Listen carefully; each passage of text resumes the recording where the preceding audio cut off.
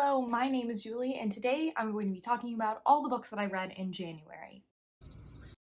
I have 10 books to talk to you about today, and here are my stats for them. So as I said before, I read 10 books for a total of 4,193 pages. My average rating was 3.33, which is lower than a normal month for me. I had 0 5-stars. The average page count of a book was 419.3 pages, and I read 135 pages per day. I read 5 books from my own TBR, I added 1 book to my TBR, and I unhauled 2 from my TBR. So I have an annual net TBR physical audio ebook of -4. Start not strong. If we look at my graphs, I gave out more 3 stars than anything else. I had a total mix of genres. I read more standalones, but of my series, I read more sequels. I read 60% physical to 40% audio, and then I did read mostly adult books, but 2 YA. So the very first book that I finished in 2024 was Defiant by Brandon Sanderson. This is the 4th and final book in the Skyward series, which is a YA sci-fi about our main character Spensa, who has grown up in a very war-focused community. She is wanting to get into the Flight Academy, show everyone that she is loyal and a warrior because her father was labeled a traitor and a coward. As Brandon Sanderson's books tend to do, the series expands so much more from there, and this is book 4, the finale of Spensa's story and our arc with these characters, but we do know that we are going to get more of this world because a follow-up series in this universe has been announced. I don't know how I feel about that specifically, but I could tell reading this book that Brandon Sanderson was holding back on world-building stuff, because while there were reveals with this, I could tell that there was so much more expanding that could be happening with this universe. So Cytonic, book 3 in this series, was a flop for me, but I do think this book recovered. We have Spensa returning to a lot of the characters that we saw in the first couple of books, so we sort of have the gang coming back together, which felt more true to the series. I liked the arc that Spensa goes on and how she is reflecting on how she has changed from the first book. I love this new stuff with the slugs. I think there were some things that were predictable toward the end, like plot beats that I knew were going to happen, but there were still a couple that ended up surprising me. I think honestly, I have been in such a streak of guessing exactly where the plot of a book is going to go. So having 1 or 2 surprises, 1 or 2 things that went further than I thought they were going to go, great. So I liked the conclusion that we see, and I think this was a good narrative stopping point for this group. The action in the series is always great, and Spensa is the highlight of the series. I gave this in the realm of a 4-star. I do think the first book is still my favorite in the series, but it is a sci-fi series that I do still greatly recommend to people. Then I finished what was supposed to be my first read of 2024, because in 2023, my first book that I read in the year was my favorite book of the entire year, so I wanted to keep that up. I picked a 5-star prediction, and that was A Day of Fallen Night. Unfortunately, this did not hit the 5-star mark.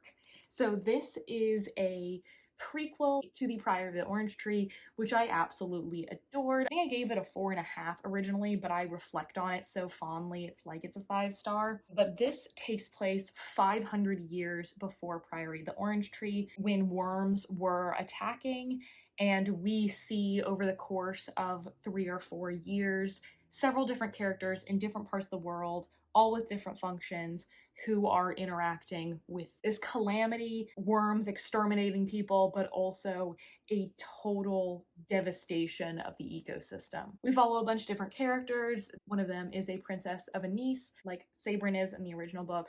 One of them is in the East and learns that she can talk to a dragon and that she is also descended from an emperor. There is a woman who is the lover of the prioress of the Orange Tree, and there is also a young man in the north working for a king, but he is also sort of looked down upon by some of his colleagues because he is believed to have magical origins after he was like left in the woods supposedly by a witch when he was a child. This book is super long, if you cannot tell. So Priory of the Orange Tree, I loved because it was super long, and I love that it was intended to be this standalone fantasy book that was almost like a trilogy in one book. This one, even though it is about something that happens previous to the original book, I thought that this was basically just a repeat of what happens in the first book, but a little bit more dull. I didn't connect to any of our characters as much. There wasn't one perspective that I thought was perfect. The perspectives that I liked the characters better had a more repetitive plot. Characters that had the more interesting plots, I didn't care about emotionally. And I just thought that this came across as really redundant. My main critique for Priory of the Orange Tree was that we didn't see enough of like the Nameless One and the worms and attacking and the action. And in this book, we do get to see the worms do more things. It didn't seem more exciting because I think it was just bogged down with so much stuff. I liked some of the conversations that we had, particularly with Glorian when she's talking about her own bodily autonomy. I was so enraptured by the first chapter of this book, by the prologue, when we are introduced to all of our characters, and I was so ready for this to be a new favorite book. But then when it actually got to what we see of these characters, every single one of the plots felt so repetitive. There were only a few scenes that I think I will be able to remember a long time from now. I do, however, love the writing style of this book. There's so many turns of phrase that she uses that I love. So I ended up giving this a 3.5. I liked it enough, but there wasn't anything that I really, really loved consistently. Nobody's more disappointed than me. Then I listened to Once There Were Wolves by Charlotte McConaughey. So I solely picked this up because of the Buzzwordathon, which is a readathon that I have done since it was in this format. So this was created by Books and Lala. Every month there is a challenge word, and I have participated and completed in every year that it has been in this format. However, this year, the prompts are so much more difficult, and I'm really struggling to pick books. I don't know that I will complete it this year. I will try, but I'm not going to force myself to read books that I am not interested in. And I say that mostly because this book was such a flop for me. This is about an Australian woman who is a scientist who works on conservation of wolf populations, and she moves to the Scottish Highlands with her twin sister, who is struggling with trauma, so that she can help reintroduce a wolf population into the Scottish Highlands where they were removed. And she is getting a lot of pushback from the locals, especially farmers, who are not wanting these wolves reintroduced, think they're going to kill their livestock, blah, blah, blah. I didn't have a lot of expectations going into this book. I had read the synopsis, but the thing is that the synopsis doesn't occur until like 50% of the way through the book. So it felt just like nothing happening, nothing happening, nothing happening. Finally, something happens, but like it's not a surprise because that's in the synopsis. Here is my vibe for this book. This feels like it was written by a first-time playwright who was in a new theater program and is wanting to write this new epic drama that is going to tug on your heartstrings and leave you emotionally wrecked. And it really just ends up being a kitchen sink drama where these characters are stock and they don't really have a reason for doing the things that they do. I didn't connect to any of these characters, even our main character, Inti. I didn't feel like I had a very good idea of who she was or who any of the side characters were.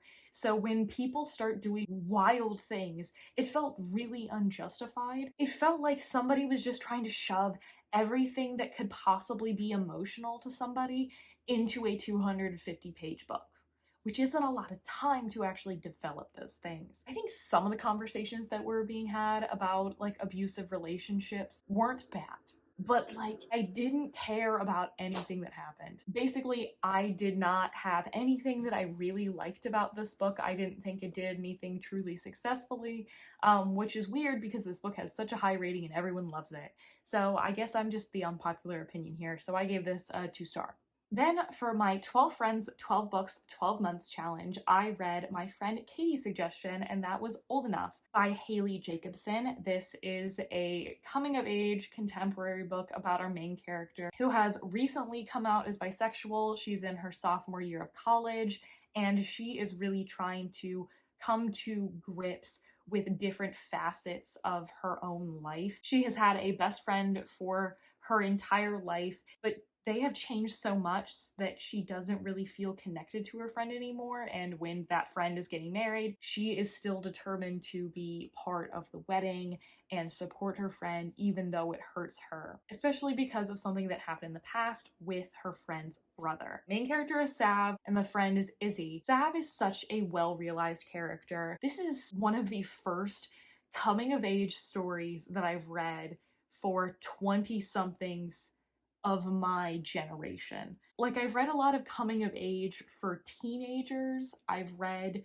older books that are coming of age, but this feels very of this moment, which was very refreshing for me. I connected to a lot. There are a lot of impulses that Sav has that I think are pretty prevalent in today's 20-somethings that I think a lot of people will relate to, whether they actually act on them like Sav does or not. I loved how this talked about processing trauma, and I think that that was a really realistic depiction of that.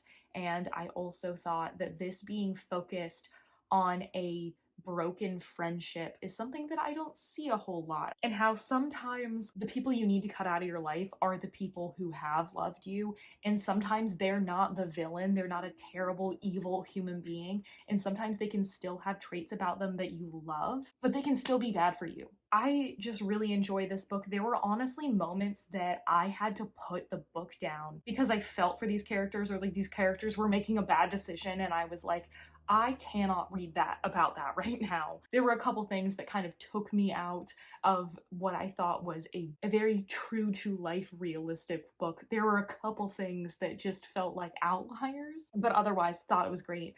Giving it 4.25, 4.5, and how long it will stay with me is going to impact how I continue to rate it. Then for my book club, 3 of Clubs, in January, February, and March, we are going to be reading historical fantasy novels, and we are starting off with The Adventures of Amina Ali by Shannon Chakraborty, who wrote the Devabad trilogy, which I have read entirely and did enjoy. This is set in the same universe where we have Jinn and Devas, but this is set in the 12th century during like Crusade era around the Indian Ocean. Our main character, Amina Ali, was a pirate captain, and she has retired. She's in her mid-40s. She has a kid. She's just wanting to live peacefully with her family, but she doesn't have the money that she used to. And when the mother of one of her former crewmates shows up and says, "Hi, my granddaughter's been kidnapped.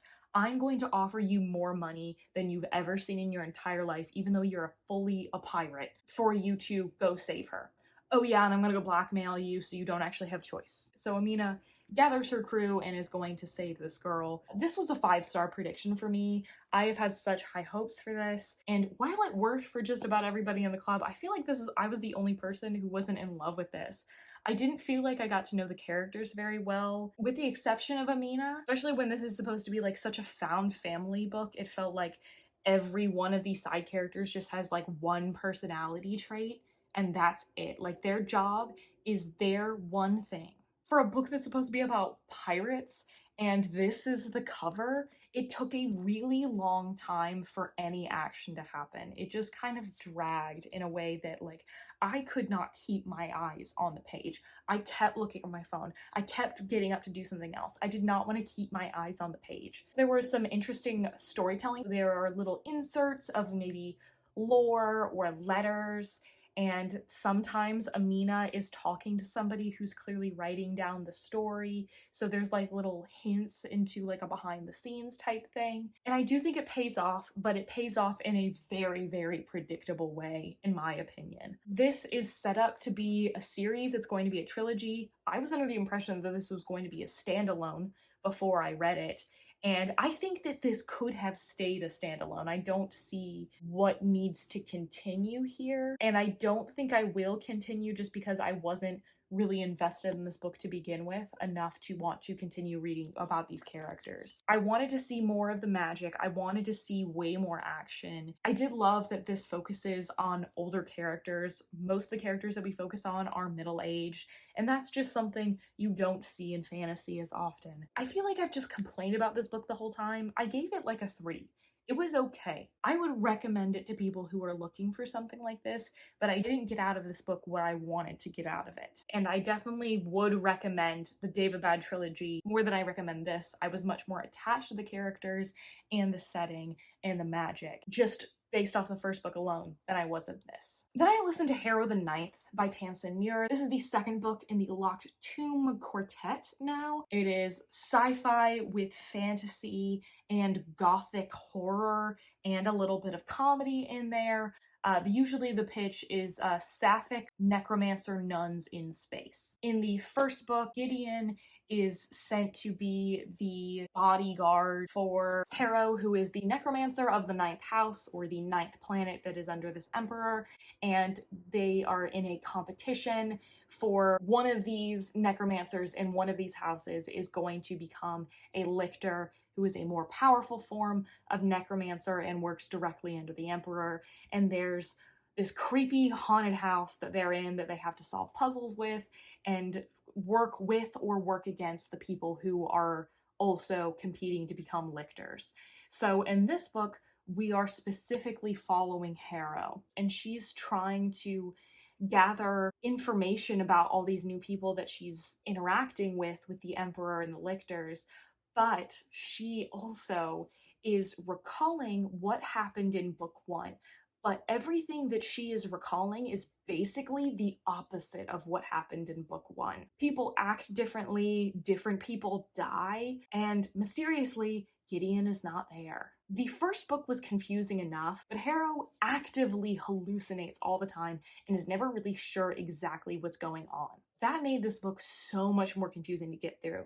Meanwhile, we've got a really fascinating magic system with necromancers and all these immortal beings, but they're also like really funny and silly. When I could follow this book, I was enjoying myself.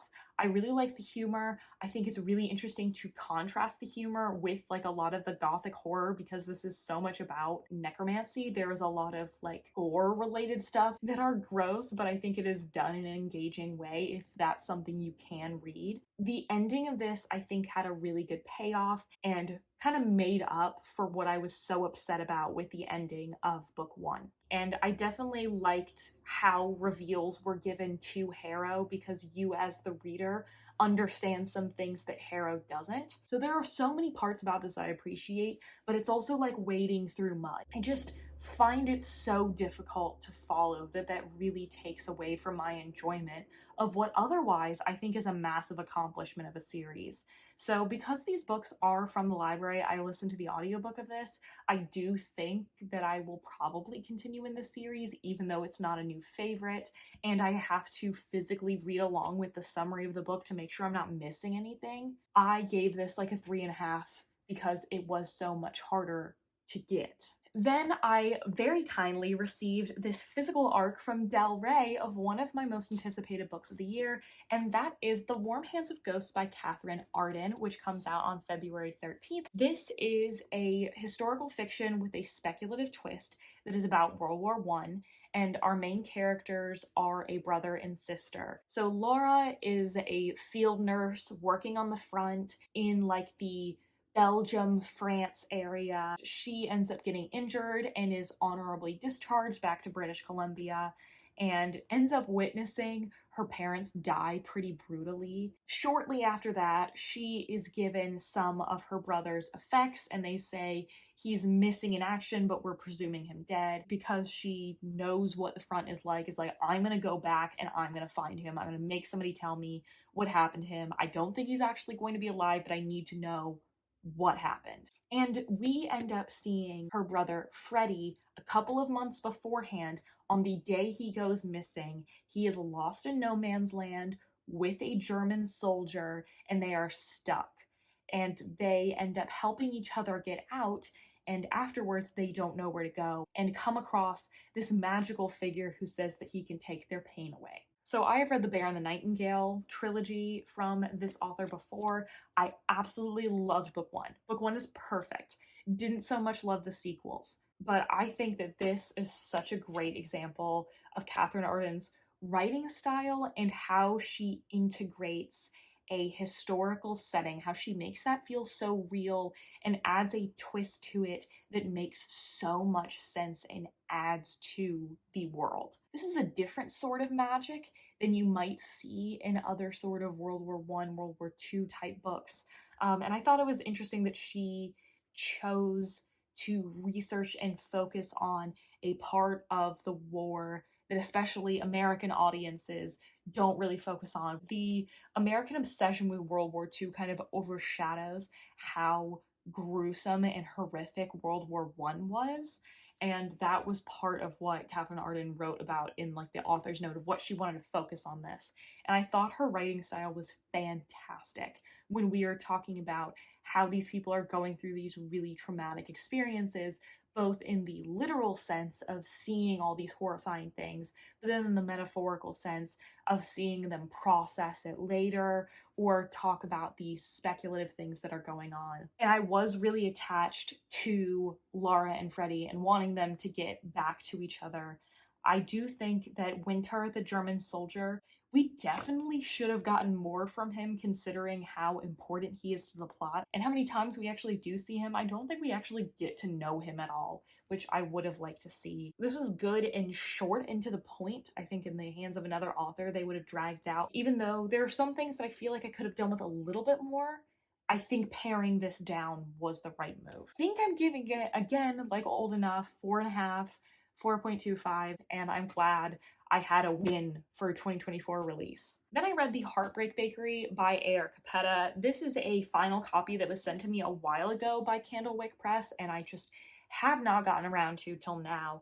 And this is about our main character, Sid. Sid does not use pronouns and works at a queer bakery in Austin, Texas called The Proud Muffin. Sid gets broken up with, trying to process the breakup, and bakes brownies that have Sid's emotions baked into them. Everybody who eats one of these brownies, they end up breaking up with their partner.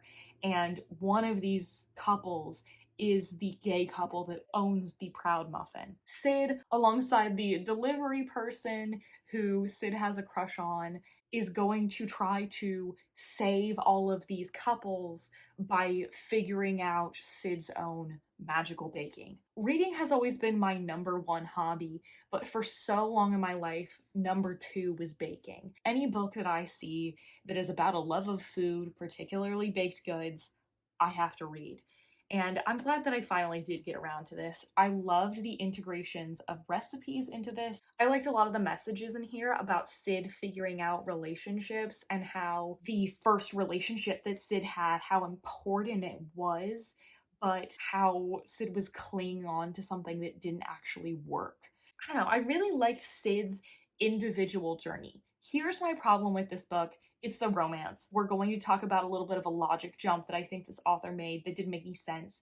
And that is that Sid is in high school and is working part-time at this bakery, like taking off high school and going to work at this bakery. Meanwhile, Sid has a crush on and starts going out with a college student who is 4 years older than Sid.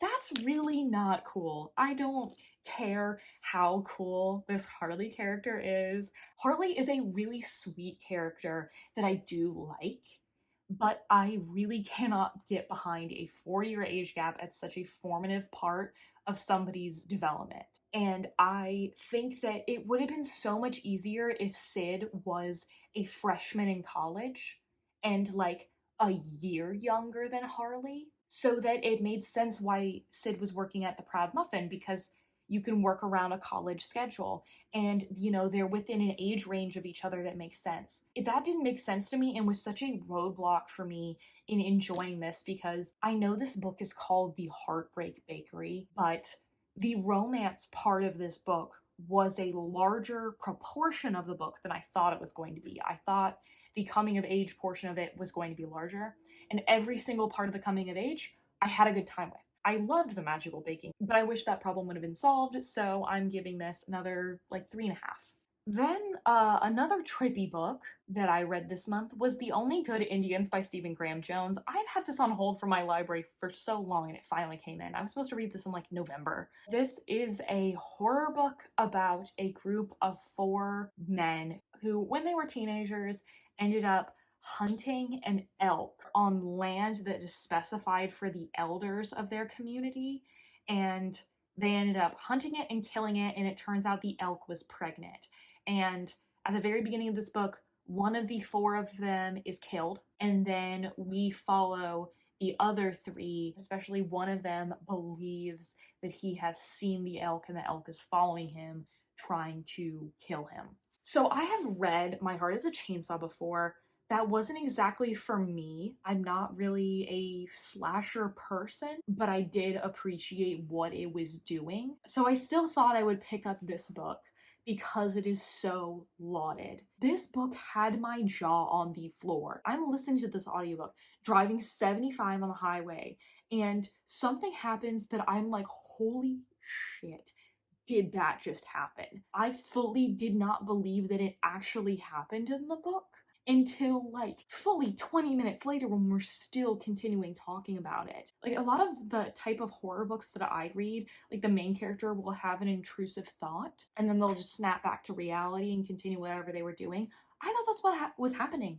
But no, just like it turns very swiftly out of nowhere into gore type, slasher type horror. With the suddenness, the placement of this is what took me aback. I didn't love how this was like split up into the different people. I think I would have been a little bit more engaged if this was like flipping back and forth between different characters and different journeys and like kind of coming together again rather than sort of three different encounters with the same thing. Actually, having read the author's note makes a lot of sense because it sounds like Stephen Graham Jones wrote these three parts like at separate times. And it feels like that. The second part I did not like as much as I liked the first and the last part. I really liked the main character of the last part. I think that was my favorite. I liked the bad guy. One thing that I did like about My Heart is a Chainsaw is like the thematic part of it. And I didn't as much get that out of this book. That's just not like what I took away from the reading experience. So I don't think Stephen Graham Jones is the author for me, but I definitely understand why so many people are into him. So this was another three in terms of like appreciation versus enjoyment. And the last book that I read in January was The Last House on Needless Street by Katrina Ward. This is another horror book that I went in knowing nothing except that one of our perspective characters is a cat. And I think that everybody who reads this book should go in knowing very little, if anything. The synopsis is very vague. Basically, all you get is there is a boarded up house on Needless Street, and there are three people that live there. There is a man struggling with alcoholism. There is a girl who cannot leave, and there is a cat who reads the Bible. This was the most engaged I've been with a book that I read in January.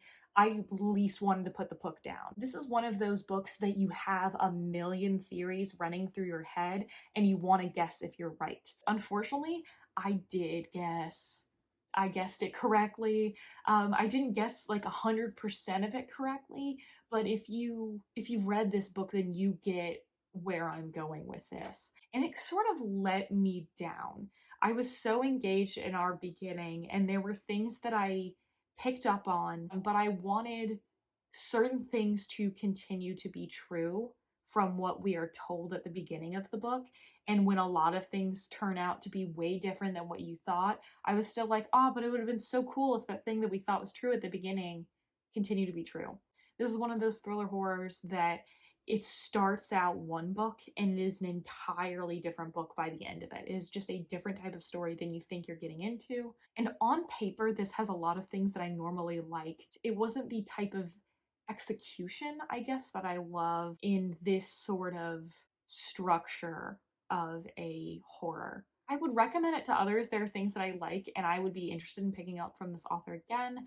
I feel like I can't say a lot because of the nature of this book. Just go in knowing nothing. While my enjoyment was high, I have to take away points because, like, it's supposed to have shock value and it didn't have it because I guessed it.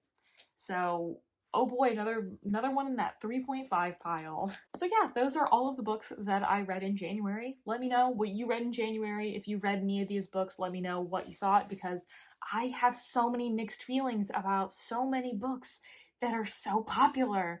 And I'm like, am I reading the same book as everyone else? So we are still hoping for that first 5-star of 2024. Let's hope February brings it to me. I'm very unsure. But again, thank you so much for watching. If you'd like to find me anywhere, my link is in the description. And as always, I will see you in the next one.